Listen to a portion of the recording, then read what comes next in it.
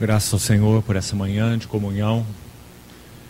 Graças ao Senhor porque temos convicção que a nossa grande expectativa é que estamos fazendo isso até que Ele venha, comendo e bebendo, até aquele dia em que Ele próprio nos suprirá com tudo que Ele é, como pão, como vinho. Estaremos então face a face com nosso Senhor. Bendito é seu nome. Vamos orar mais uma vez. Querido Pai, obrigado por essa manhã de comunhão em torno da mesa de teu Filho. Obrigado pela suficiência do sacrifício, da pessoa, da obra do teu Filho.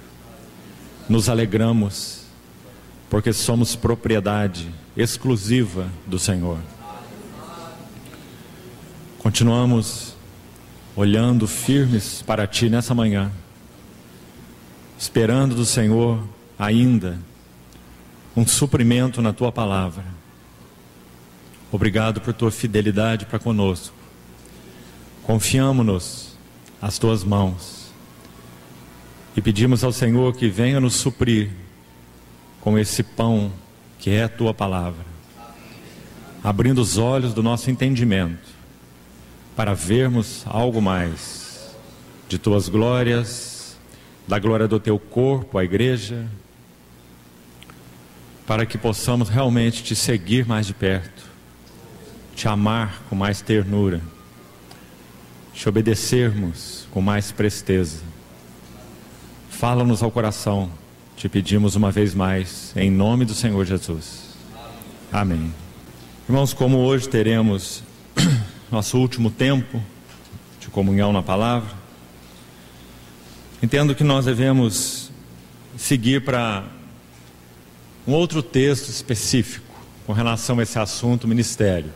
Nós ontem estudamos, nos 2 primeiros dias, na verdade, o capítulo 2 de 2 aos Coríntios, a partir do verso 14. E ontem o capítulo 3 dessa mesma segunda epístola. Iríamos seguir com o capítulo 4 nessa sequência, mas nós não iremos fazer assim. Nós vamos ao capítulo 12 de 1 aos Coríntios e vamos buscar ali, com a ajuda do Senhor, compreender algo do que significa ministrando no corpo. Há muito nesse capítulo sobre esse assunto, ministrando no corpo. E espero que no Senhor possamos ser ajudados a compreender um pouco mais desse assunto ministério ao Senhor e ministério à sua casa, através desse precioso capítulo. Vamos iniciar no versículo 3 do capítulo 12. E vamos, na verdade, destacar o verso 12 e os seguintes, onde vamos nos deter com mais cuidado. Mas vamos então ao versículo 3, para que nós tenhamos uma base para o que vamos compartilhar na sequência. 1 Coríntios 12, 3. Por isso vos faço compreender que ninguém que fala pelo Espírito de Deus afirma: anátema Jesus. Por outro lado, ninguém pode dizer Senhor Jesus, senão pelo Espírito Santo. Ora, os dons são diversos, mas o Espírito é o mesmo. E também há diversidade nos serviços, mas o Senhor é o mesmo. E há diversidade nas realizações, mas o mesmo Deus é quem opera tudo em todos. Creio que esses versículos vão nos ajudar a entender os versos 12 em diante, onde nós iremos então, como falamos, focar nossa atenção. Irmão, esse verso 3, um importante verso, logo no início desse capítulo, que vamos buscar, com o suporte do Senhor, entendê-lo. Esse versículo não está dizendo que ao falarmos a frase Senhor Jesus, Isso significa que nós estamos no Espírito. Esse versículo está ensinando que ninguém pode confessar com algum grau de realidade espiritual que Jesus é o Senhor, a não ser pelo Espírito Santo. Então a expressão Senhor Jesus não é como se significasse um mantra das chamadas religiões e filosofias orientais. Mas o versículo ensina que é só pelo Espírito que nós podemos, em algum grau de realidade espiritual, fazer essa confissão de tanta implicação.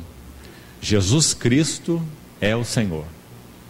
Aquele que fala pelo Espírito nunca diz que Jesus é reprovado, que Jesus é anátema. Além disso, esse versículo nos ensina uma verdade adicional. Em nossas vidas pessoais e na vida das Assembleias do Senhor, somente o Espírito Santo pode estabelecer o senhorio de Cristo em nós e entre nós. E vamos chamar uma atenção especial para esse ponto aqui. Pedro, escrevendo sua epístola, primeira epístola de Pedro, capítulo 3, verso 15, ele exorta a igreja assim: santificai a Cristo como Senhor nos vossos corações, estando sempre preparados para responder a todo aquele que vos pedir razão da esperança que há em vós. Preste atenção nessa primeira frase: santificai a Cristo como Senhor nos vossos corações. No aspecto pessoal, as nossas vidas cristãs pessoais, somente o Espírito Santo pode trazer para os nossos corações a realidade do senhorio de Jesus. Qual é o significado disso em nossas vidas pessoais? Comecemos por ela.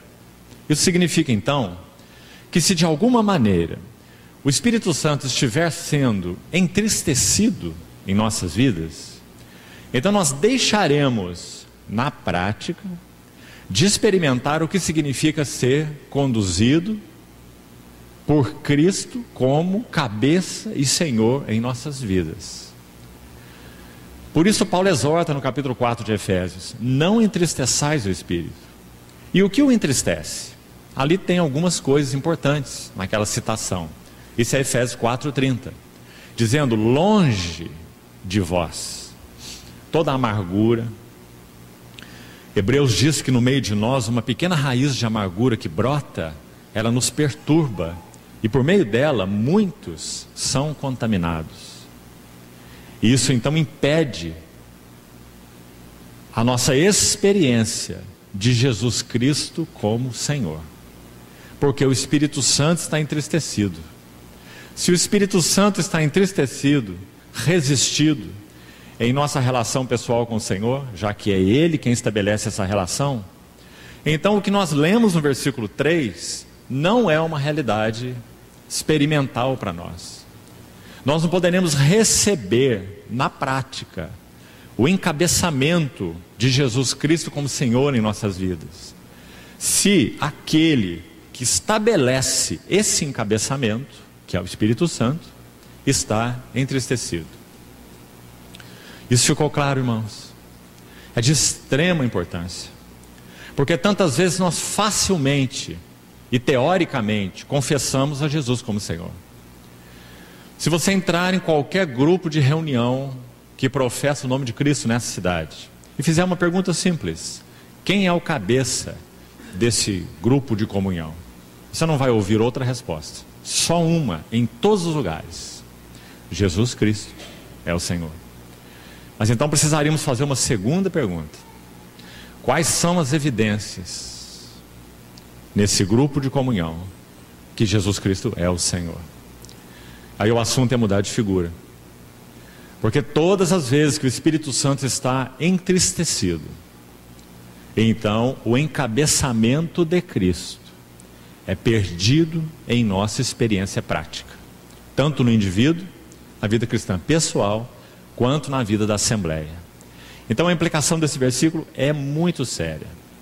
Ninguém pode dizer, ninguém pode afirmar, ninguém pode entrar nessa realidade espiritual, ninguém pode realmente experimentar que Jesus Cristo é Senhor, senão pelo Espírito Santo. Então não entristeçais o Espírito Santo, no qual foste selados para o dia da redenção. Longe de vós toda amargura, e cólera, e ira, e gritaria, e blasfêmias, e malícia, e também toda inveja. E aí Paulo parte agora para um lado positivo, mostrando o que honra o Espírito Santo, para que recebamos na prática um real encabeçamento de Cristo.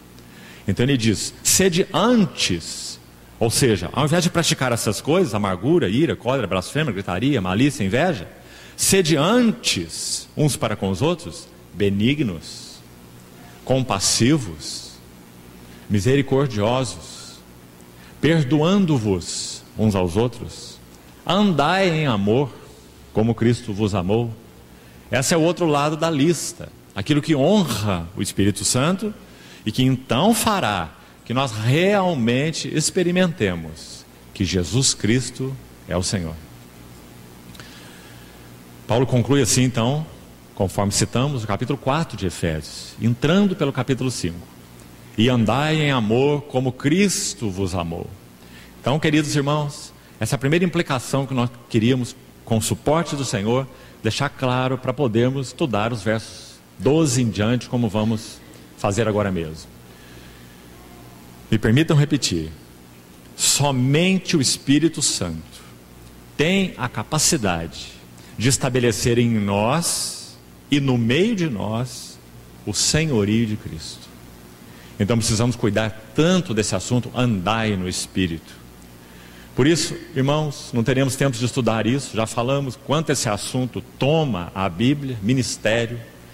Mas uma das características mais essenciais desse assunto serviço, ou desse assunto ministério, sabe qual é? A espiritualidade do ministério. Sabe o que isso significa? Não existe ministério genuíno que responde às demandas do Senhor que não seja movido pelo Espírito Santo. Colocado em outras palavras, só o Espírito Santo pode produzir em nós um verdadeiro ministério, um serviço ao Senhor. Ah, como é importante entender isso, irmãos. Porque quanto existe na obra de Deus da energia da carne. Carne piedosa, carne eloquente, carne inteligente, carne oradora, carne que louva, carne que prega, carne que ora. Energia da carne na chamada obra de Deus. Só o Espírito Santo, usando sua palavra e a cruz, é capaz de trabalhar nossas vidas para que na sua luz vejamos a luz. Então esse trabalho do Espírito pela palavra e pela cruz somente é o que vai nos livrar dessa mistura no serviço ao Senhor. Irmãos, pela misericórdia do Senhor, Ele em sua fidelidade para conosco, porque somos e sempre seremos o povo de sua aliança, Ele nunca abrirá a mão de nós. Então Ele é fiel em nos revelar essas nuances, esses caminhos serpenteantes da carne em nós, tantas vezes tão sutil, em nome de serviço ao Senhor. Então, uma das características mais essenciais do ministério, seja ele qual for, e queria lembrar os irmãos mais uma vez, nós não estamos tratando de ministério da palavra, especificamente, ele está incluído. Nós estamos tratando de todo o ministério, o serviço no corpo de Cristo. Uma das características mais essenciais desse ministério é espiritualidade. Só o Espírito pode nos levar a servir o Senhor de maneira genuína. Lembra que ontem nós enfatizamos aquela importante frase de 2 Coríntios 3, 5. Não que por nós mesmos sejamos capazes. Não somos capazes. Então a Bíblia vai nos ajudar com tantas exortações ligadas a esse assunto da espiritualidade do serviço, dizendo assim: andai no Espírito. Deus Paulo dizendo: a quem sirvo, ministro, em meu espírito. Não há outra maneira de servi-lo. Não podemos servi-lo na alma, não podemos servi-lo na mente, não podemos servi-lo na vontade. Essencialmente falando, todo serviço ao Senhor tem que começar no nosso espírito. E a partir daí ele atinge outras esferas, e bendito seja o Senhor. Nossa mente é uma serva, nossos sentimentos são servos, nossa vontade também é serva e nosso corpo também é servo. Por isso, no serviço, tudo está envolvido. Nós não servimos sem mente, não servimos sem sentimentos, não servimos sem vontade e não servimos sem o nosso corpo, mas tudo a partir de nosso espírito. O que conta para o Senhor é a fonte, de onde procede esse serviço. Então, amados, nós não temos palavra nenhuma a dizer, a não ser que, vamos lembrar do Salmo 119, 130 aqui.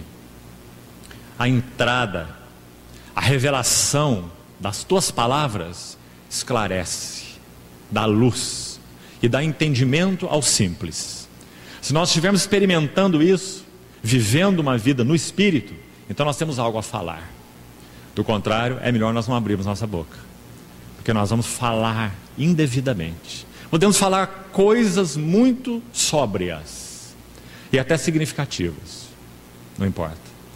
A igreja só pode ser edificada quando o Espírito Santo encontra vasos onde Ele fala, porque o que conta para Deus é a origem. Então, uma das marcas mais importantes do ministério ao Senhor é a sua espiritualidade.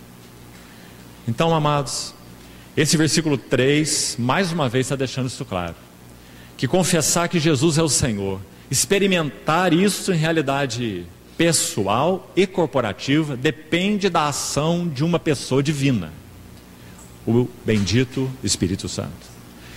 Tudo foi confiado nessa era aos ombros do Espírito Santo. Como isso precisa ficar claro para nós, amados irmãos?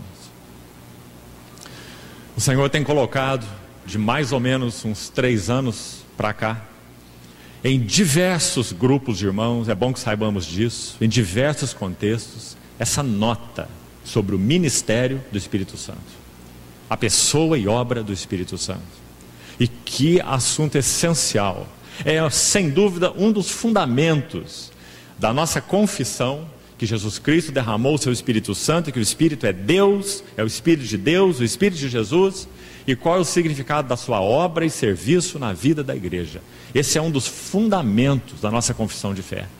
Se nós abrirmos mão disso, da confissão que toca o Espírito Santo, nós perderemos a genuinidade de nossa fé.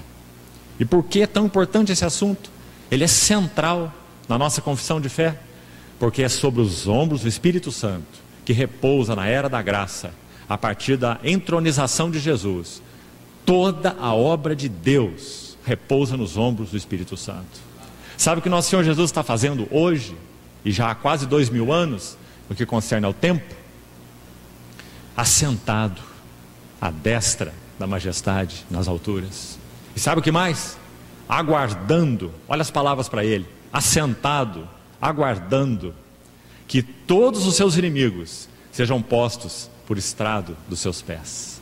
Sabe quem irá realizar essa obra e já a está fazendo? O Espírito Santo.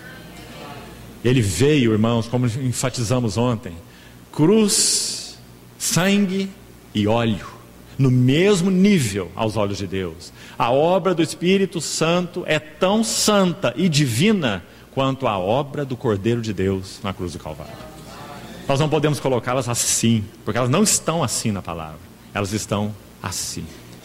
Você lembra que o leproso de Levítico 14, quando ele ia ser purificado para ser trazido de volta ao arraial, ele recebia primeiro o sangue aplicado sobre ele, e logo em seguida o óleo aplicado sobre ele. Sabe do que a lepra fala? Não simplesmente do pecado. A lepra é mais específica. Na tipologia bíblica, a lepra fala de rebelião. Nós éramos rebeldes e inimigos de Deus. E Ele nos curou de 2 maneiras. e não de uma só. Ele aplicou sobre nós o precioso sangue. Nós fomos purificados. E Ele aplicou o óleo para que nós fôssemos supridos. O sangue é para purificação, o óleo é para suprimento. Então a obra do Espírito Santo corresponde à obra do Senhor Jesus na cruz do Calvário. Deus não correu nenhum risco. Em Gênesis 1, quando Ele diz: façamos o homem à nossa imagem e conforme a nossa semelhança, e então o homem caiu. Em Gênesis 3. Porque nos conselhos eternos de Deus, o Filho já havia se apresentado para ser Cordeiro. E vindo a plenitude do tempo, Deus enviou o seu Filho. Nascido de mulher, nascido sobre a lei, escute bem esse texto, Gálatas 4, para resgatar os que estavam debaixo da lei. Então qual é o ministério do Filho? Deus enviou o seu Filho para resgatar os que estavam debaixo da lei. Agora em Gálatas 4, de 4 a 6, há um segundo envio. Leia com atenção. Deus enviou o seu Filho para resgatar. Primeiro envio. Agora veja, na mesma qualidade e com o mesmo valor, o texto continua. E porque vós sois filhos, Deus enviou. E nós estamos vendo o segundo envio. Deus enviou aos vossos corações o Espírito do seu Filho, que clama: Abba, Pai. Sabe o que esse versículo significa? Que tudo que o Filho realizou na cruz do Calvário foi enviado por Deus o Pai para resgatar. É o Espírito Santo quem vai concretizar nas nossas vidas. Por isso ele é chamado de o Espírito de adoção. Você sabe o que isso significa, né? Já falamos que filiação é uma das verdades mais tremendas da palavra de Deus, das mais centrais. Já falamos no primeiro dia. E numa outra ocasião já estudamos isso aqui junto com os irmãos. Filiação. Por que isso? Porque o Senhor Jesus é o Filho eterno e unigênito, que então se entregou para que o Pai tivesse uma família de filhos semelhantes ao seu Filho unigênito. O seu Filho é tão apreciado por Ele. O seu Filho é suas delícias, de tal forma que Deus desejou eternamente no seu coração de amor ter uma família de filhos parecidos com o seu Filho. E quando essa família foi iniciada, ela foi iniciada quando o Filho unigênito se tornou primogênito entre muitos irmãos. Quando ele se tornou primogênito? Na sua ressurreição. Então, a partir do seu trono, como primogênito, ele pode derramar seu Espírito, para então constituir aqueles que Deus havia escolhido desde a eternidade, antes da fundação do mundo, e dar a eles a filiação pelo Espírito Santo. E qual é o trabalho do Espírito Santo nos filhos? Vamos citar outro verso importante para compreendermos bem isso. 1 João 3. Vede que grande amor nos tem concedido o Pai, a ponto de sermos chamados os filhos de Deus. E de fato somos, não seremos, não fomos, somos filhos de Deus, já somos. Agora escute: mas ainda não se manifestou o que havemos de ser. O que será que nós havemos de ser? Anjos? Será que tem algo maior do que ser filho? Não. Mas quando o Espírito Santo vai habitar em nós, ele é o Espírito de adoção, baseado no qual clamamos Abba Pai. Gálatas 4, que citamos agora mesmo. Quando ele veio morar em nós, ele iniciou um trabalho. Ele trouxe à vida o nosso espírito morto para Deus, sem comunhão. Um espírito que não sabia o que era Abba Pai. Nós estávamos sem esperança e sem Deus no mundo. O Espírito Santo iniciou uma obra no nosso homem interior, mas ela ainda não foi concretizada. Mesmo que possamos chegar num bom nível de conhecimento de Cristo aqui nessa vida, e para isso seguimos com o Senhor, nesse discipulado a Cristo, essa obra só será concretizada quando o Senhor Jesus se levantar do trono, mostrar a sua face para esse universo uma vez mais. Então aqueles que receberam o Espírito da adoção, que seguiram com o Senhor, andando com o Senhor, discipulados pelo Senhor, Então eles irão experimentar a conclusão desse trabalho nas suas próprias vidas. E em um piscar de olhos, o mortal se revestirá de imortalidade. O corruptível de incorruptibilidade. Então o Espírito Santo terá coroado a sua obra, a qual ele foi realizado para executar. A adoção de filhos. Já foi iniciada em nós, mas não foi ainda completada. Por isso Romanos 8 vai dizer: nós também gememos em nosso espírito, aguardando a adoção de filhos. Como você vai compatibilizar esse versículo com João 3, sem que isso fique confuso? Porque 1 João 3 diz que nós somos filhos, e Romanos 8 diz que nós seremos filhos. Aguardamos a adoção de filhos. Então é claro que o que está envolvido é um processo. Já iniciou dentro de nós. Aí está o Espírito Santo, e Ele quer avançar. Lembre-se da figura que nós usamos ontem. Aquele rio passando por aquela vala e fazendo aquele vale majestoso, maravilhoso, aquele canyon. Quanto mais maleáveis são as paredes, melhor o trabalho a ser executado por aquele poderoso rio. Quando o Espírito Santo encontra em nós paredes maleáveis, então ele pode fazer uma obra majestosa, reproduzindo em nós esse caráter de Cristo. Sim, amados irmãos, não é uma obra automática. Sim, queridos irmãos, depende de nossa resposta ao Senhor. Qual explicação você encontraria para o avanço de alguns santos e o retrocesso de outros? Qual? Que Deus ama mais um do que outro? Que o Espírito Santo é parcial na sua obra? Qual explicação nós poderíamos dar? Não há outra, senão que uns têm respondido com mais prontidão e outros não o têm. O Espírito é o mesmo, o Senhor é o mesmo, Deus é o mesmo. Então, esse versículo 3 coloca para nós uma base necessária. Só o Espírito Santo estabelece o senhorio de Cristo. Então cuidemos da nossa relação, irmãos, com tudo aquilo que entra em nosso coração, tudo aquilo que tem ocupado nossos pensamentos, todas as conversas nas quais nós nos envolvemos, todas as pessoas com as quais nós nos relacionamos. Vamos guardar o nosso coração, para que o Senhor encontre um caminho limpo, pleno em nós, para seguir com o seu trabalhar. Que nenhuma face se coloque à frente de nós, que impeça que nós vejamos a face do nosso Senhor Jesus. Graças a Deus, essa nossa relação com Ele vai além do consciente. Você já pensou sobre isso? Bendito seja Deus por essa vida no Espírito. Você pode estar, se é estudante universitário, por exemplo, estudando uma matéria pesada, física. Você tem uma prova de física amanhã. Está tão concentrado, tão dedicado estudando o seu assunto, não está pensando em mais nada. Graças a Deus, a nossa comunhão com o Senhor tem alcance espiritual. Não está limitado ao intelecto. Então nós podemos fazer isso, nos dedicar a um assunto aqui que exige nossa atenção, nossa concentração, mantendo um frescor de comunhão espiritual com o nosso Senhor. A.W. Tozer, um profeta de Deus do século passado, escreveu um lindo texto sobre o cultivo da vida interior. É um texto longo e bonito. Sabe uma das coisas que ele diz nesse texto? Pratique a sinceridade da criança, a humildade. Ore pedindo a Deus olhos simples. Não procure saber muitas coisas, mas procure saber aquelas que trazem proveito para a sua vida espiritual.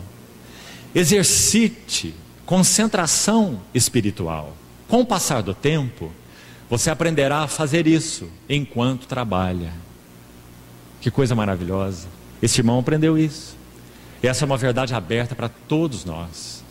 Você conhece aquela obra tão divulgada, um clássico da vida da igreja, da história da igreja, do irmão Lourenço, Brother Lawrence, o cozinheiro daquele mosteiro, que escreveu aquele pequeno livreto, A Prática da Presença de Deus.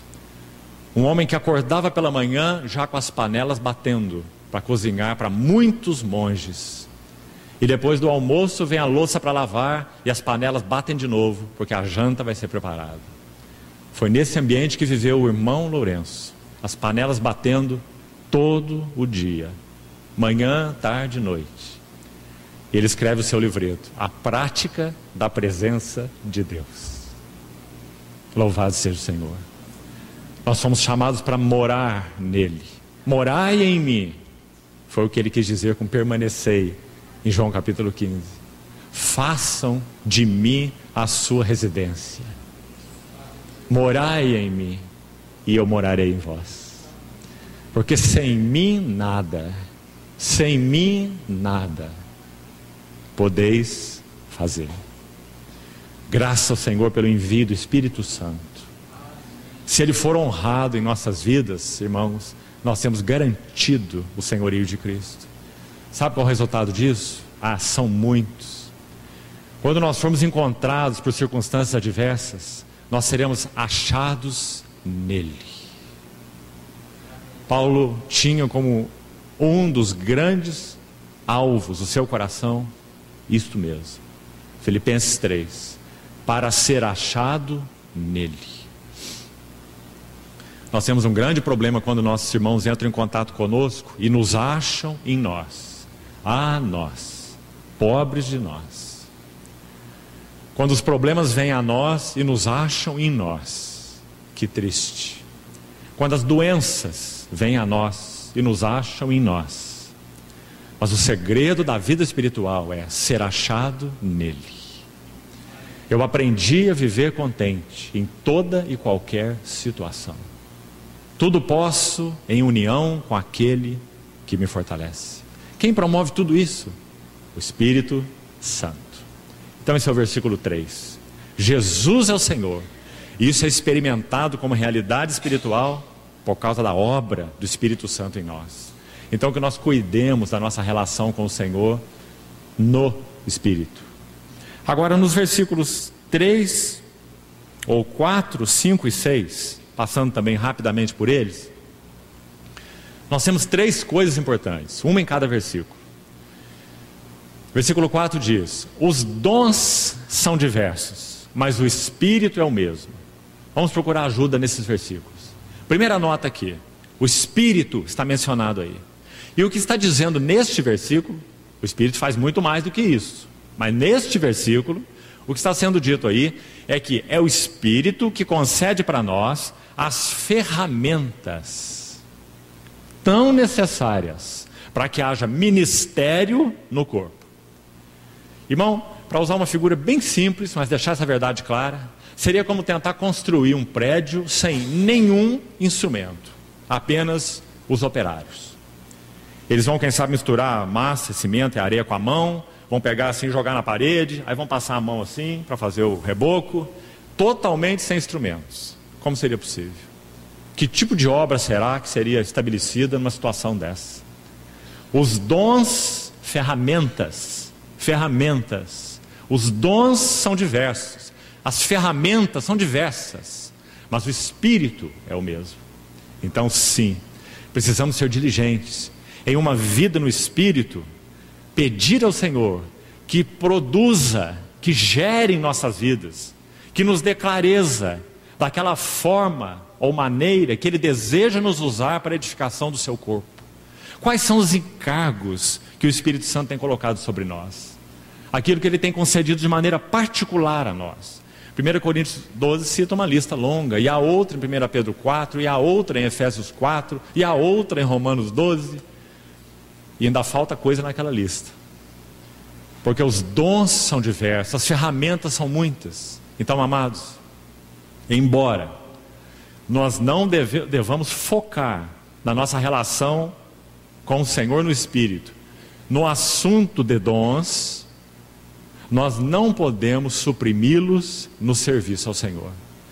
Precisamos estar claros que o Espírito Santo quer levantar no meio de nós irmãos e irmãs equipados, que tenham as ferramentas adequadas para que o corpo seja edificado.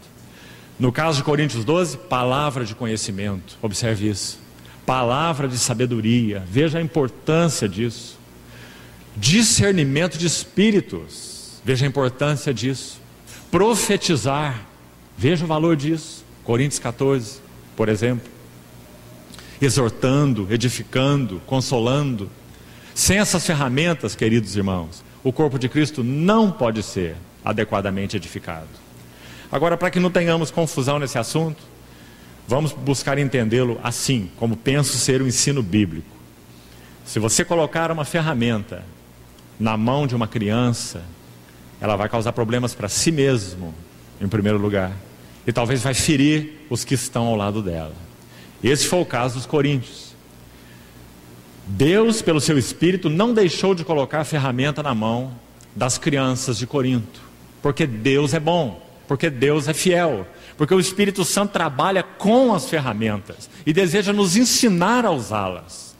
O problema não estava com o Espírito, nem com os dons ou as ferramentas que ele deu para os coríntios. O problema estava com eles mesmos, que não compreenderam que a cruz precisava trabalhar profundamente na vida deles. Então, sabe o que Paulo tinha para eles? Qual era a mensagem de Paulo para eles?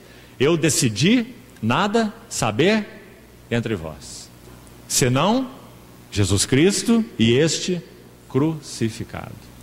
Então estava muito claro que, para Paulo, o problema dos coríntios não era os dons espirituais. O problema dos coríntios era a sua própria carne. Então, no processo normal do nosso crescimento espiritual, quanto mais o caráter de Cristo é formado em nós, quanto mais nós amadurecemos no conhecimento de Cristo, mais esses instrumentos se tornam efetivos. E esse é o desejo do Senhor. Não precisamos nos preocupar tanto em discernir nosso dom, estritamente falando. Nós precisamos nos preocupar em que a vida de Cristo cresça em nós, que Cristo seja formado em nós, porque então nessa vida que cresce, os dons serão manifestados. Quando uma criança nasce e é perfeita, todos os dons estão ali. O dom de ver, o dom de ouvir, aliás é o que o versículo 12 em diante vai dizer. Os olhos, o ouvido, o olfato, está tudo aí mencionado no versículo 12 em diante. Creio que você conhece esse capítulo. Tudo isso está ali na criança quando ela nasce. Mas a maioria desses funcionamentos, desses órgãos, eles vão sendo amadurecidos na medida em que aquela vida cresce. Então, assim na vida espiritual. Os dons são diversos, mas o Espírito é o mesmo. Então aqui, ferramentas. Versículo 5. E também há diversidade nos serviços, mas o Senhor é o mesmo. Se o verso 4 fala das ferramentas, do que o verso 5 fala? Encabeçamento. Nós não precisamos apenas das ferramentas que o Espírito Santo concede para o ministério do corpo. Nós precisamos que este corpo seja encabeçado pelo Senhor, para que então essas ferramentas trabalhem de maneira ajustada, para que aquele formão entre na hora certa, para que aquela pá entre após a enxada. Então, há diversidade nos serviços, mas o Senhor é o mesmo. Você viu o passo a mais aqui? Então não apenas o Espírito concedendo ferramentas, mas o Senhor Jesus administrando esse serviço. A ferramenta certa, no lugar certo e na hora certa. Então nós vemos aí a importância do encabeçamento de Cristo. Muito importante. Mas então há uma terceira colocação aqui no versículo 6. Escute aí. E também há, veja na sua Bíblia, diversidade de realizações. E agora você vê que o texto diz, mas o mesmo Deus é quem opera tudo em todos. Então vamos observar de novo a sequência. No versículo 4, as ferramentas.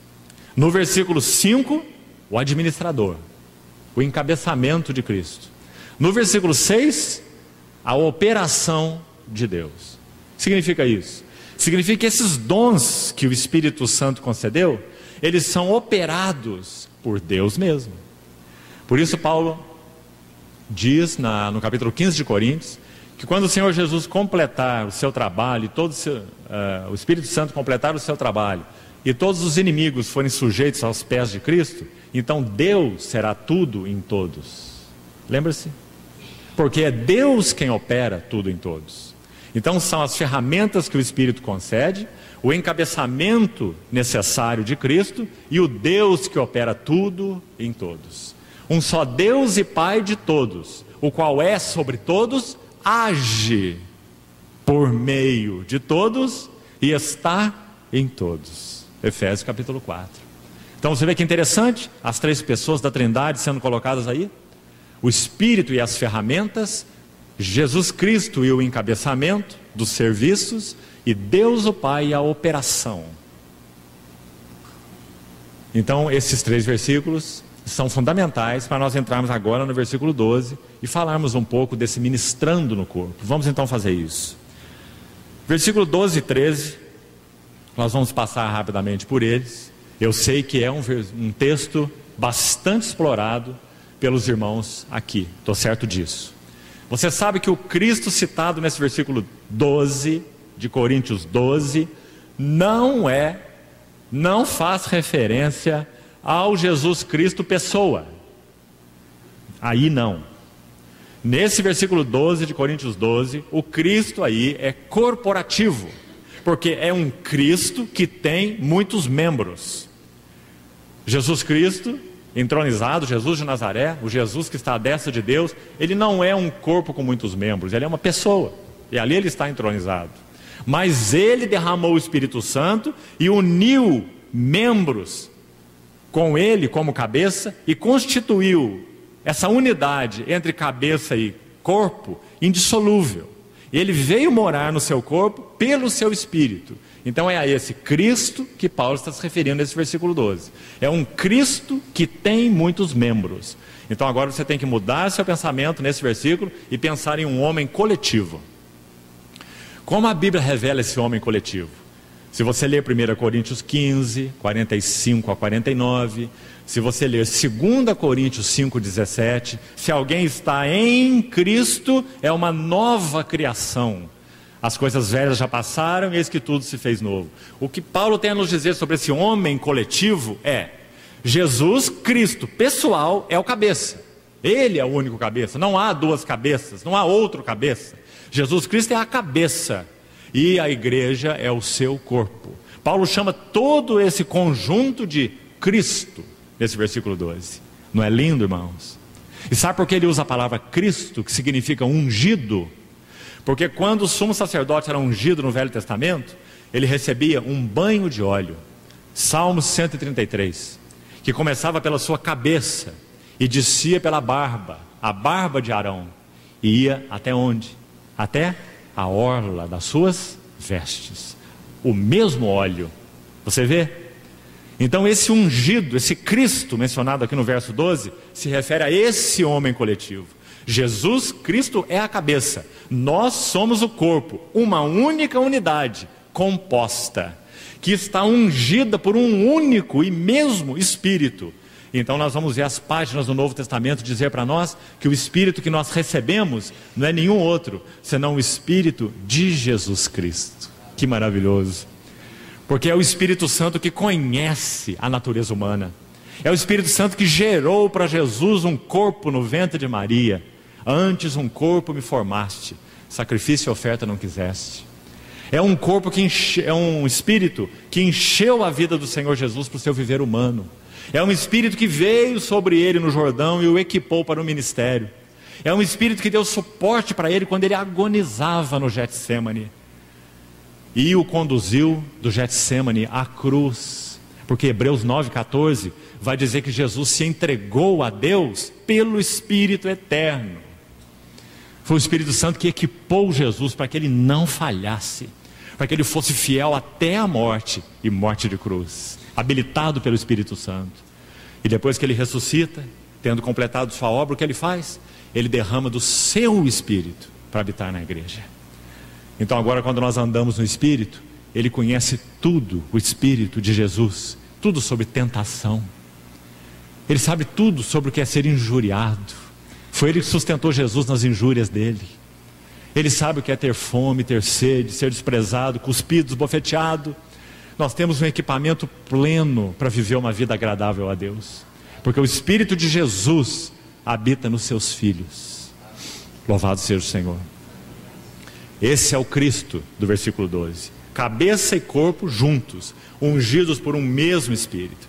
E aí o verso 13 ele vai dizer: pois em um Espírito todos nós fomos batizados para dentro, é a ideia aí, em um corpo. Viu a figura explicada aqui? E a todos nós foi dado beber de um Espírito. Deixa eu falar uma coisa rápida sobre esse versículo aqui. Como se vive a vida espiritual? Segundo esse versículo, nós temos duas necessidades. A primeira já foi suprida em um ato. Quando Deus derramou seu Espírito para habitar nos nossos corações, em um Espírito, veja, todos nós já fomos batizados para dentro de um corpo. Então viu o que o Espírito fez? Ele reuniu os santos, Atos 2, o Pentecostes. Ele reuniu os santos e incluiu, batizou os santos para dentro de um corpo. Isso já foi feito. Agora tem uma segunda chave aqui. Preste atenção. O versículo termina dizendo que fomos batizados em um corpo. Tem um E aí. E a todos nós foi dado beber de um só Espírito. Que lindo versículo. Assim vivemos a vida espiritual. Por um lado, nós precisávamos desse ato primeiro, que nós não poderíamos fazer nunca. Deus teria que intervir. E Ele interveio. Então Ele derramou sobre nós seu Espírito e nos batizou em um Espírito para dentro de um corpo. No que concerne a nós agora, o que nós temos que fazer para viver uma vida espiritual, uma vida no Espírito? Abrir a nossa boca e beber. Para usar uma figura, seria como se nós entrássemos em um tanque de água. Como quando nós somos batizados, por exemplo. A água está ao nosso redor. Você vê essa figura? Em um Espírito, todos nós somos batizados em um corpo. É disso que o nosso batismo também fala. Mas, segundo esse versículo, para nós vivermos a vida espiritual, nós teríamos que, dentro desse tanque de água, beber a água. Para que a água não esteja só ao redor de nós, mas para que a água também esteja dentro de nós. Então as duas figuras são usadas aí. Batizados em um corpo e bebendo de um só Espírito. E então, queria separar, irmãos, para efeito didático, e que o Senhor nos ajude com isso, os versículos de 15 a 25 em 4 pequenas sessões. A minha maneira de ver, muito significativas, que vão nos ajudar nesse assunto, ministrando no corpo. Como nós podemos ministrar no corpo? Então quero sugerir para os irmãos 4 coisas, para nós considerarmos, para meditarmos, para estudarmos e para orarmos ao Senhor. Primeira coisa, está nos versículos 15 e 16. Vamos ler com atenção e vamos dar um nome para isso aqui. Escute bem. Se disser o pé, porque não sou mão, não sou do corpo, nem por isso deixa de ser do corpo. Se o ouvido disser, porque não sou olho, não sou do corpo, nem por isso deixa de o ser. Que nome nós vamos dar para isso aqui? Assumindo responsabilidades. Se nós queremos ministrar no corpo, primeiro assunto, verso 15 e 16, assumir responsabilidades. O que está acontecendo com o que é dito por esses membros aqui, é que, porque não sou mão, não sou do corpo. Ou seja, essa mão, ou é o pé quem está dizendo, né? Se disser o pé, esse pé não assume a responsabilidade de pé. Certamente porque ele queria ser mão. Então ele diz, porque eu não sou mão, eu não sou do corpo. O que está acontecendo com esse membro? Não assume sua responsabilidade. Então nós queremos ministrar no corpo, número 1, assumir responsabilidades. Amados irmãos, esse assunto de responsabilidade espiritual é muito sério. Nós precisamos aprender a ser fiéis a cada medida de luz que o Senhor nos tem concedido. Senão nunca avançaremos no ministério do corpo. E corremos ainda um risco, conforme vemos embutido nesse versículo. Nós iremos sempre aspirar fazer aquilo que não fomos chamados para fazer. Em outras palavras, o dom e a função e o ministério do outro é sempre melhor que o meu. Nós pensaríamos assim. Essa nunca é a avaliação de Deus. O Senhor colocou pé no corpo, não para que ele aspire sermão, mas para que ele assuma a responsabilidade de pé. Muito interessante essa figura, quando vai usar a questão do corpo aqui, começar pelo pé. Sugiro para os irmãos, assim entendo, pela tipologia, que pé na Bíblia fala de um elemento particular, especial. De alguma maneira, pé na Bíblia aponta para aqueles que são vanguarda. Pé na Bíblia, de alguma maneira, está ligado aos vencedores. Porque pés são aqueles que conduzem o movimento do corpo.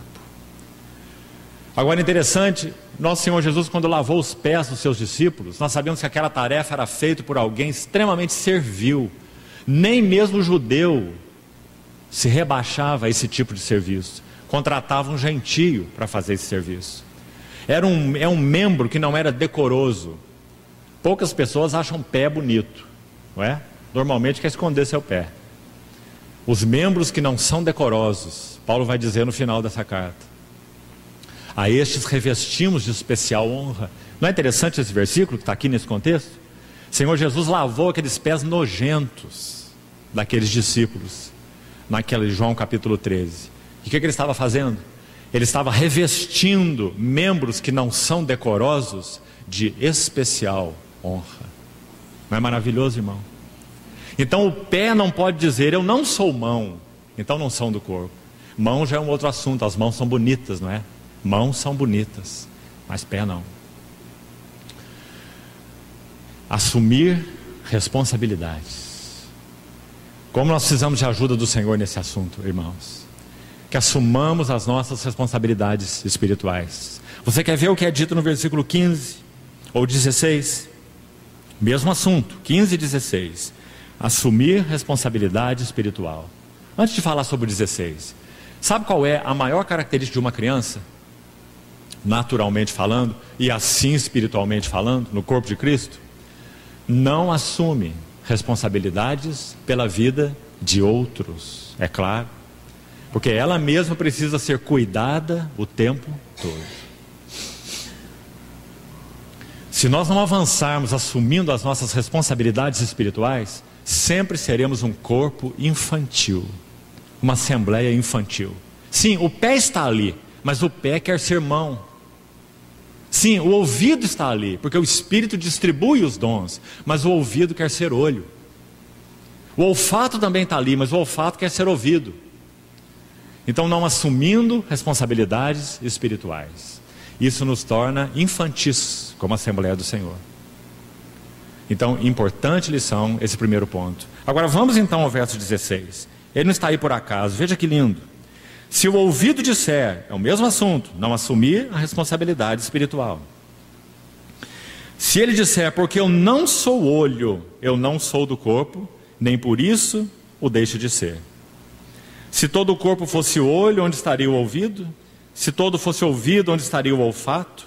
Vamos tomar essas três funções aqui: ouvido, olho e olfato.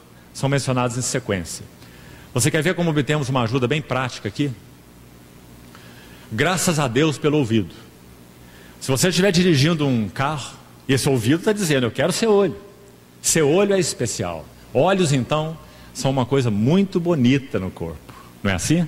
Muito mais do que um ouvido, não é? Você acha essa coisa aqui bonita? Os olhos são muito mais bonitos. Então o ouvido diz assim, eu não sou olho, então eu não sou do corpo. Mas então você está dirigindo o seu carro lá, e vem uma carreta sem freio atrás de você. Você está tranquilo ouvindo uma música na rodovia. Aí a carreta, o motorista mete a mão na sua buzina, e você vai ser salvo pelo seu ouvido, porque os seus olhos estão olhando para frente, e a carreta desgovernada está vindo pelas costas.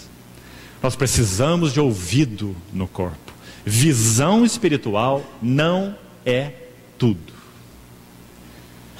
Graças a Deus pelos olhos que falam de visão espiritual, que aponta para o aspecto profético da vida da igreja, direção espiritual, visão. Sim, graças a Deus, mas os olhos não são tudo.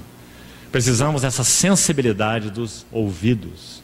Quanto a Bíblia fala sobre ouvidos, quem tem ouvidos, ouça o que o Espírito diz às igrejas.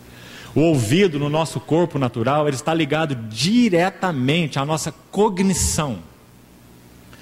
Uma pessoa que ouve, mas é cega, ela aprende. Uma pessoa que vê, mas é surda, ela não aprende. Porque o ouvido está ligado à cognição, ao aprendizado. Que interessante. O mundo natural nos ensinando verdades espirituais. Então, ouvido, que importante. A unção do sacerdote começava no ouvido. O óleo era aplicado no ouvido, no lóbulo da orelha direita, e não nos olhos. Agora pense no olfato. Você está na sua casa lendo um livro, com uma lareira acesa no inverno, tranquilo. E então o gás começa a vazar. O seu olho não está vendo nada, e o seu ouvido não está ouvindo nada. Mas o seu olfato está sentindo o cheiro de gás. E se você não sair dali, você morre. O corpo precisa do olfato, não apenas da visão, e não apenas do ouvido. Então esses 3 órgãos são citados aí, porque eles mostram essa segurança, essa harmonia na cooperação e no serviço no corpo de Cristo. Como nós precisamos que cada um de nós assuma a sua responsabilidade espiritual. Olhos, ouvidos, olfato, pé, mão. Até aqui já vimos todos esses órgãos funcionando. Então nós temos um corpo em harmonia, ministrando no corpo. E também creio que uma outra vez usamos já uma figura para os irmãos, e vou repetir aqui. Dentro do mesmo quadro que estamos vendo. Imagine então esse ouvido que quer ser olho. Porque eu não sou olho, eu não sou do corpo. Ele não assume sua responsabilidade. Então ele sai da sua posição aqui, você arranca a orelha daqui e coloca aqui. Ela quer ser olho. O que vai acontecer com o corpo, com o ministério do corpo? 3 danos vão acontecer. Primeiro, o corpo vai parar de ouvir, porque o ouvido não assumiu sua responsabilidade. Segundo dano, o ouvido vai atrapalhar o olho de ver, porque ele está querendo assumir uma função que não foi dada por Deus a ele.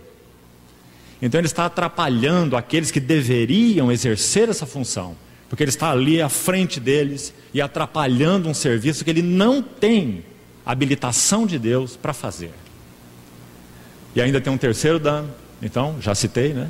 Esse olho estará com problemas para enxergar, porque esse ouvido não sai da sua frente. Então, irmãos, Deus, verso 24, vamos chegar lá. Deus coordenou o corpo, colocando cada membro no seu lugar, para que o corpo possa ministrar de maneira harmônica e avançar em maturidade espiritual. Agora vamos para o segundo ponto. Veja o versículo 17.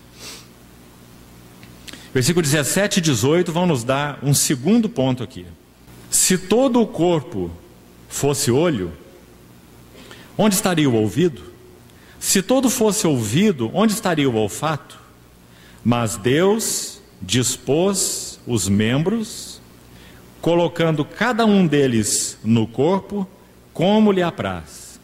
Deus dispôs os membros. Sabe qual é a ideia da palavra dispôs aqui? É a mesma que aparece no versículo 28 desse capítulo mesmo.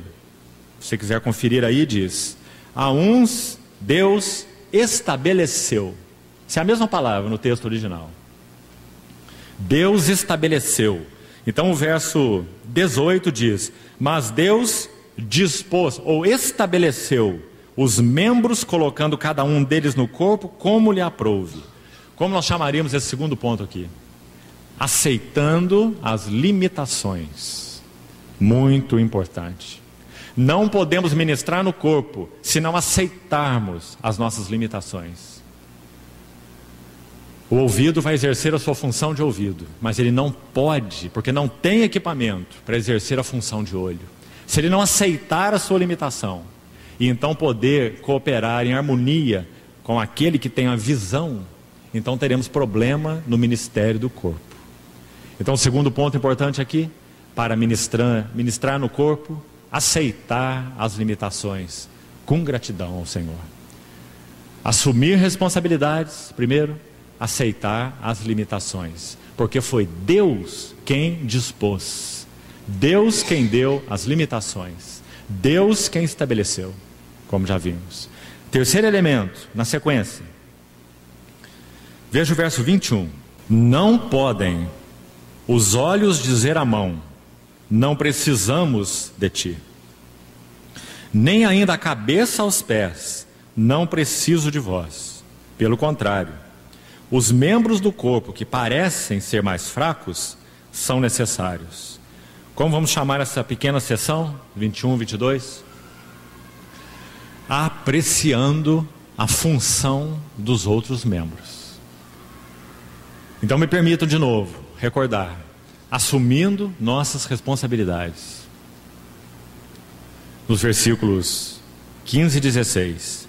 Segundo, aceitando as limitações, porque são postas por Deus. Deus estabeleceu, Deus dispôs. Terceiro, apreciando a função de outros. Do contrário, nunca vamos conseguir avançar como corpo de Cristo. Sabe o que aconteceu com os coríntios? Ciúmes. Há entre vós ciúmes e inveja. Eles não podiam avançar como igreja. Os que falavam em línguas se achavam os mais extraordinários. Até interessante isso, porque Paulo, quando vai abordar esse dom, ele faz duas coisas. Primeiro, ele agradece a Deus porque ele também falava em línguas, mais do que todos eles. Mas, em segundo lugar, ele diz que aquele falar de línguas deles estava completamente desordenado e provocando prejuízo no corpo. Então, no verso 21 e 22, apreciando a função de outros. E no verso 24 e 25, o último ponto que vamos abordar, diz assim: mas os nossos membros nobres não têm necessidade disso. Contudo, Deus coordenou o corpo, concedendo muito mais honra àquilo que menos tinha, para que não haja divisão no corpo. Olha o perigo de nós não entendermos o que foi falado até aqui. O resultado vai ser o que nós estamos acabando de ler no versículo 25. Vai haver divisão no corpo, porque nós não assumimos responsabilidades, porque nós não aceitamos as limitações que Deus estabeleceu. Nenhum de nós tem todo equipamento, dependemos desesperadamente uns dos outros, e porque também, já citamos, nós não apreciamos a função uns dos outros. Então o resultado fatal é o versículo 25. Divisão no corpo. E como poderíamos chamar então essa sessão, versos 24 e 25, por último? Preservando a unidade. A unidade vital do corpo de Cristo não poderá ser preservada se nós não aceitarmos limitações, apreciarmos a função dos outros e exercermos a nossa responsabilidade espiritual. Preservando a unidade. Agora, chamando a atenção também para mais um ponto aqui, aos irmãos, e já estamos concluindo. Você sabe o que essa palavra divisão, encontra ela aí no seu versículo 25. Para que não haja divisão no corpo. Importante dizermos que essa palavra é muito específica. Ela foi escolhida pelo Espírito do Senhor, deu um vocabulário médico, importante. É a palavra que podia ser traduzida por cisma no nosso português. Mas na língua original, ela tem uma abordagem médica, é uma palavra de uso médico. E literalmente ela significa desconjuntura. Irmãos, desconjuntar um osso é uma das dores mais horríveis que nós podemos sentir. Você lembra quando o Senhor tocou, aquele anjo que é o Senhor, tocou na coxa de Jacó? Você se lembra? No val de Jaboque? E lembra que o livro de Gênesis registra que deslocou-se a junta da coxa de Jacó. Quando alguém está dirigindo um automóvel, deslocamento da articulação da coxa é raríssimo. Um dos motivos que mais provoca esse desconjuntamento é acidente automobilístico, porque a pessoa está assentada. Então, quando sofre a colisão, por estar assentado, o joelho vem contra o quadril, porque a pessoa está sentada. E frequentemente a cabeça do fêmur sai da sua cavidade no quadril. Essa é uma dor quase insuportável. se desmaia de dor.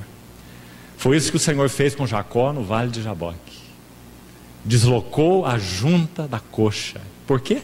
Porque Jacó era tão forte, tão forte. Ele lutou com o anjo até o romper do dia. E quando ele viu que aquela luta seria perdida de alguma maneira, então ele disse: eu não te deixarei ir se não me abençoares. Porque ele foi tocado na articulação da coxa. Então vai dizer que ele termina os seus dias lá para frente, já velhinho, como falamos, em uma maturidade agora espiritual. Hebreus 11, que versículo mais lindo, diz assim: pela fé Jacó abençoou os filhos de José e, apoiado sobre o seu bordão, adorou. Que versículo maravilhoso. Fala tudo sobre o que o Senhor Deus fez na vida de Jacó. Ele tomou um homem que era duro, uma carne tão dura, o suplantador. Terrível Jacó. Ele transformou o suplantador em adorador. Só que com um detalhe: apoiado sobre o seu bordão. Por quê? Porque a verdadeira circuncisão são aqueles que adoram a Deus no Espírito, porque eles se gloriam em Cristo Jesus e não confiam na carne. Esse era Jacó. Ele confiava em tudo que ele era. Então ele não podia ser um adorador, só um suplantador. Mas ele termina a sua vida como adorador. Maravilhosa história de Jacó. O Senhor fez algo nele que é um paradigma. É o mesmo que o Espírito Santo foi enviado para fazer em nós. Nós também somos Jacó, duros, suplantadores, enganadores. Fazemos barganha com Deus, como Jacó. Vivemos nossa vida à nossa maneira, traçando os nossos caminhos. Mas o Senhor pegou Jacó. Amei a Jacó, porém me aborreci de Esaú. E qual foi o resultado do seu amor? Jacó abençoou os filhos de José e, apoiado no seu bordão, adorou. É isso que o Espírito veio fazer em nós também. Então, irmãos, essa palavra divisão fala sobre a desconjuntura. Ela só é usada 2 vezes em Coríntios. Sabe onde ela aparece de novo? 1 Coríntios mesmo, capítulo 1, quando Paulo diz, versos 9, 10, 11: eu fui informado pelos da casa de Cloé que há divisões entre vós. Refiro-me ao fato de um dizer: eu sou de Paulo, sou de Apolo, sou de Cefas, sou de Cristo. Lembra-se? Divisão. Então olha a sequência em que isso está colocado aí.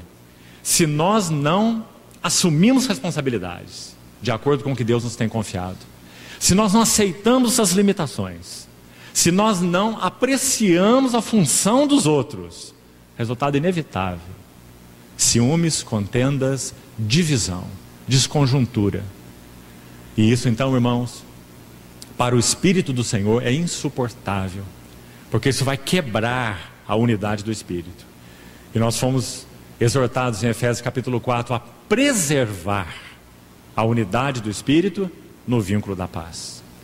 Então nós podemos dizer que esses 4 elementos nesse capítulo nos ajudam e muito nesse assunto de ministrar no corpo. Irmão, enquanto nós estivermos juntos servindo ao Senhor como igreja, nós iremos nos deparar com esses 4 pontos. E teremos que cuidar de cada um deles, para que possamos realmente ministrar no corpo. Agora eu gostaria de concluir dizendo ainda uma coisa a mais. O que é necessário para nós ministrarmos no corpo, além do que nós já vimos até aqui? Dos equipamentos do Espírito, do encabeçamento de Cristo, que é Senhor dos serviços, da operação de Deus que age por meio de todos, já falamos, da nossa necessidade de assumir responsabilidades, aceitarmos as limitações, apreciarmos as funções, tudo que já falamos. O que mais nós falaremos aqui para concluirmos? Queria que você tivesse em conta aqui, também para efeito didático, para você guardar e meditar, 4 Cs. 4 Cs. Primeiro, compromisso. Compromisso. Se nós não mantivermos compromisso no ministério ao Senhor e no ministério à sua casa, nós já falhamos no primeiro degrau. Irmãos, infelizmente, sendo honestos, nós temos um compromisso negociável no que concerne ao Senhor e à sua igreja. Nós vivemos, como falamos em outra ocasião, uma vida espasmódica. Às vezes nós estamos ali à frente como os mais comprometidos, mas basta que encontremos algumas dificuldades que se tornem transponíveis para nós, então o nosso compromisso já é afetado. E para alguns de nós ainda é pior. Nós realmente nos esquivamos de todo o nosso compromisso e temos um dedo a apontar para os responsáveis pelo nosso descompromisso. É porque o fulano e o ciclano e o beltrano, e o nosso compromisso é afetado. Irmãos, nós não temos opção no corpo de Cristo. Nós precisamos aprender a viver a vida juntos. O grande problema do ministério no corpo de Cristo é o nosso ego. Se nós não mantivermos compromisso, nós não mantemos portas abertas para que o Espírito Santo quebre o nosso ego e nos ensine o verdadeiro ministério, porque o nosso compromisso é inconstante. Compromisso é o primeiro C, fundamental. Consideremos o grau do nosso compromisso diante do Senhor. Se nós só amamos os amáveis, se nós só temos simpatia com os simpáticos, se nós só nos agrupamos com o que nos interessam, se nós não sabemos ouvir um não, um considere, um pare, um pense, um aguarde, essas coisas tendem a afetar nosso compromisso, porque nós somos carnais e não espirituais. Compromisso é o número 1. O segundo C, crise. Ah, que C maravilhoso esse. Crise. E ele está bem colocado aí em segundo lugar. Sabe por quê? Irmão, irmã, você não quer ter crise? Há um caminho fácil. Não assuma compromissos. Sem compromisso, não há crise. Você não quer enfrentar a crise? Não case. Sabe o que o irmão disse? O homem de Deus do século passado? Escute o que ele disse. Não é o amor que edifica o casamento. É o casamento que edifica o amor. O que você acha que ele quis dizer? Muita coisa maravilhosa para nós, que vale para qualquer nível, além do casamento.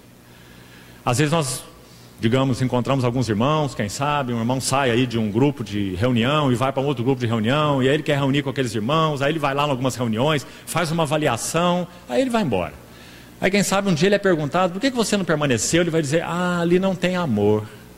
Isso é uma frase muito comum. Parece que o amor vai cair do céu entre os irmãos. É a mesma coisa de você casar e daí 6 meses se separar. Alguém te pergunta, por que você se separou? Porque não tinha amor. Ou o amor acabou. Sabe o que a Bíblia tem para nos dizer? Amor não é um sentimento. Amor é um elo de união entre duas pessoas, que vai crescendo e se fortalecendo na medida em que mantemos o compromisso. Se nós não mantemos o compromisso, o amor nunca vai ser edificado.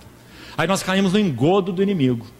Nós vamos para mais um relacionamento, e agora encontramos uma grama mais verde, outra grama mais verde ainda, mas todas são secas. Porque amor não cai do céu. Amor é edificado. Então, irmãos, que lição importante.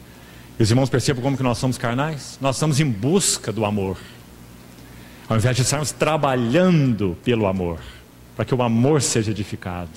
Isso vale para o casamento, isso vale para a relação com os filhos, isso vale para a vida da igreja. Nós temos que trabalhar amor. Amor custa muito caro e precisamos trabalhá-lo. Mas ele só pode ser trabalhado no solo do compromisso. Imagine, irmão, seu cônjuge amanhã virar para você e dizer, o nosso compromisso acabou. Então você pode entender que o casamento está acabado. Mas se ele disser assim para você, eu estou tão triste, não sei, nós estamos casados aí há 3, 4, 5, 10, 15 anos e tem tão pouca percepção de amor, então louvado seja o Senhor. Nós podemos olhar um para o outro e dizer assim, nós temos trabalhado errado. Vamos trabalhar amor. Vamos aprender o que significa amor. Vamos considerar os interesses um do outro e não os próprios interesses. Então nós vamos edificar amor nos nossos relacionamentos. Compromisso gera crise. Crise. E aqui está um segundo teste tremendo. O que nós vamos fazer com a crise? Se o solo do compromisso está bem firmado, nós vamos passar pela crise. Nós vamos enfrentar a crise. Sabe por quê, irmão? A palavra para esse segundo C, crise, é perseverança. Que palavra, irmão? Sabe o que a Bíblia tem para nos dizer sobre ela? Bem-aventurado o homem que suporta com perseverança a aprovação. Porque depois de ter sido aprovado, receberá a coroa da vida que o Senhor prometeu aos que o amam. Toda aprovação, no entanto, não é motivo de alegria, mas sim de tristeza. Hebreus 12. Para aqueles que têm sido por ela exercitados. Olha a crise aí. Por ela exercitados. Ao depois, entretanto, produz um fruto pacífico, fruto de justiça. E sabe o que é esse fruto de justiça que Hebreus 12 nos fala? Uma frase do próprio texto que vai nos explicar. Para que sejamos participantes da sua santidade. Que maravilhoso, irmão. Sabe por que nós não somos santos? Porque nós não somos perseverantes. Por que não somos santos? Porque não temos compromisso. Por que não somos santos? Porque não perseveramos na crise. E Tiago capítulo 1 ainda vai dizer que a perseverança na crise, é claro, na tentação, na provação, ela tem que ter, palavras de Tiago, palavras do Espírito Santo, tem que ter uma ação completa, para que sejais perfeitos e íntegros, em nada deficientes. Não é maravilhoso? Então veja a importância desse assunto aqui, irmão. Compromisso, crise. Se há compromisso, haverá crise. Não seja ingênuo e nem um bebê em Cristo. Se há compromisso, há crise. E há crise porque Deus deseja formar em nós um caráter. Mas esse caráter só será formado se perseverarmos na crise e não afastarmos a crise de nós, ou aqueles que achamos que geram as crises em nós, porque então estamos nos condenando a sermos bebês espirituais. Compromisso, crise. Terceiro C, cruz. O que nós precisamos na crise? Cruz. Se na crise nós arrumamos justificativas, se na crise nós nos queixamos dos outros, se na crise nós colocamos as responsabilidades nos ombros dos outros, não julgamos a nós mesmos, não assumimos nossos erros, não deixamos que a luz entre em nós, então, de novo, estamos paralisados na vida espiritual. Porque a crise vem para que nós tomemos a cruz. Então a cruz trabalha fundo nas nossas vidas. Irmão e irmã, não há nenhum homem ou mulher que tenha vivido uma vida santa e agradável ao Senhor que não tenha conhecido o significado desses três elementos: compromisso, crise e cruz. Agora o último C.